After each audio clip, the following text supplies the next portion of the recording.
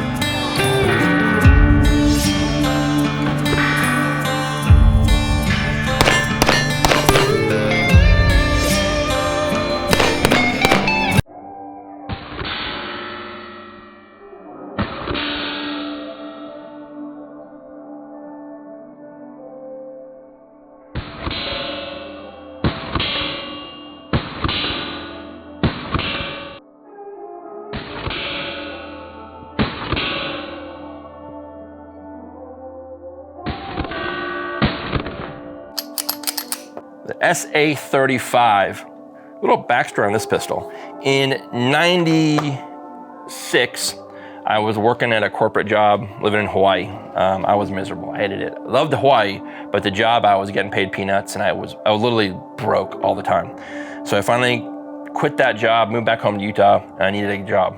Found a job at a local gun shop called Pro Arms. If you're my age, you're a Utah resident, you know what Pro Arms was and where it was located. When I worked there, I worked the gun counter. And we used to bring in evidence guns from different departments and whatnot around the state. We'd trade them light bars or ARs or ammo for what they had in their evidence room. One day, a Browning high power comes in the shop, and this thing was immaculate. And I'm like, man, you know what? I should buy this gun. It just looked cool. I didn't know what it was. I didn't really know much about it at the time, and it looked cool. And when I shot it, it just shot lights out. Oh, I never bought it. And I regret that to this day, because even a beater Browning high power will run you about $1,000 on any type of, used market. Higher end, cleaner guns can go up to $1,400. They are very collectible, very sought after. And so when Springfield had the SA35, I felt, well, this is about the closest I'm gonna get. And when you look at the SA35 compared to other models like the Gerson and whatnot, and other brands out there, Springfield has done it extremely well, and I'm stoked to have this pistol. Before I get too much further into this review, let me tell you a bit what I do here at RDR. We're a soft goods manufacturer. We specialize in plate gear, placards, chest rigs, a full line of canine gear, and remember, you always gotta pimp your pup. And of course, our ever popular Safari and holster mods, holster wraps, holster accessories, all of that you can find on our website at rdrgear.com. If you have questions, DM me, email us, info@rdrholsters.com. So the SA35, this gun here is really well done. Today we shot about 100 rounds out of it. I've put around 300 rounds through the gun just at the local range, because my concern before shooting the video today was gonna be some slide bite, or I shouldn't say slide bite, I should say hammer bite and frame biting me. I have a couple of pretty heavy calluses through here from shooting.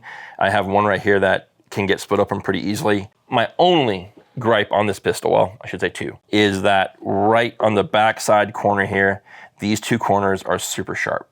I wish they were just beveled around, because depending on how I hold the gun in my hand, you guys will be able to see this.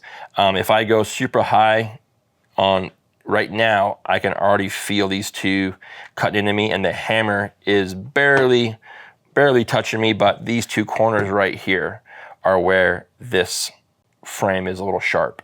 The other thing I'm kind of disappointed in the safety. It doesn't have a much audible click to it, but again, that's something that's kind of a known thing with high powers. That's why there was a company around, I think they're closed out of business now, but Cylinder and Slide used to be a company that made these super dope carry high powers. They would go through the gun and do all the fancy cool stuff to them.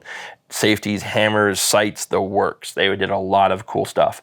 They are no longer in business, but MK3 Firearms does a lot of high power upgrades. There's literally nothing you can't do with the MK3 Firearms website to a high power. You can add a rail, you can get a red dot cut, you can do a flat face, no take up trigger, new safety, new hammer, and then a lock of grips makes a bunch of cool grips for the high power. Now, I will warn you, upgrading high power components is not a cheap adventure. The triggers are somewhat complex, and so when you go back and do a high power trigger job, the dude who's doing the high power trigger job for you is going to want to get paid. There's a buddy of mine did one here locally through a local gunsmith who's a very well-known 1911 smith locally. It was $500 for a trigger and trigger job. So, and I think that's very close to the price point of MK3 Firearms, because they do the flat face trigger, the no take up thing is phenomenal, but it's going to cost you some money to buy one of these at roughly $600, $650, I think they are on the street. You're going to put another close to $1,000 is what my ticket currently that I have tallied up in regards to doing a new trigger, new safety, new front sight, bobbing the hammer, deburring this back corner here, and then getting some different grips from Lock Grips. I'm right just shy of $1,000. So I have to weigh that option. Do I put $1,000 into a fun gun that already does okay as is? That's my dilemma right now. So where I'm at my gun collection side, I want tools that I shoot, and I want tools that help me create content and help me do holster stuff. So this is not one of those guns, so I'm on the fence on whether or not I spend the money there. The one thing that blew me out of the water is how well this trigger is on this pistol. Right at the wall already, gun breaks. Reset on a high power is a little different. There's no click stuff, whatever, right? You're all the way back out to the wall and then breaks again. But man, this gun shoots very fast and very well. I have not had any issues, and we're about 350-ish rounds through there. I know that's not a ton for some of you guys out there, but when a gun that kind of had a bad rap when it first launched, to get one out the box and go to the range and bang out 200 rounds out of it in a range session indoor, it gave me a lot of confidence, and today we put another 100-something rounds on it. Again, shot really well. If you guys are looking for the high power and you want those, if you're collectible or you like iconic classic pistols, high power is something you should have in your collection, and the Springfield SA35 checks all those boxes as far as classic, reliability, functional, and upgradable with different parts and pieces from a bunch of different companies out there. Jump online, check out those places, look at MK3 Firearms. They have a full list of high power upgrades. And then they have a bunch of YouTube videos that show you a lot of the work they've done on high power pistols. Yes, that's all I got for you today. Springfield Armory again. This is another one they sent to the channel for review.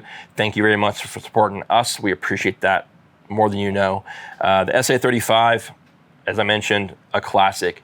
Guys, if you like the content here in the channel, you want to know more and see more, like, share, subscribe, turn your notification button on. Till next time we'll upload a video.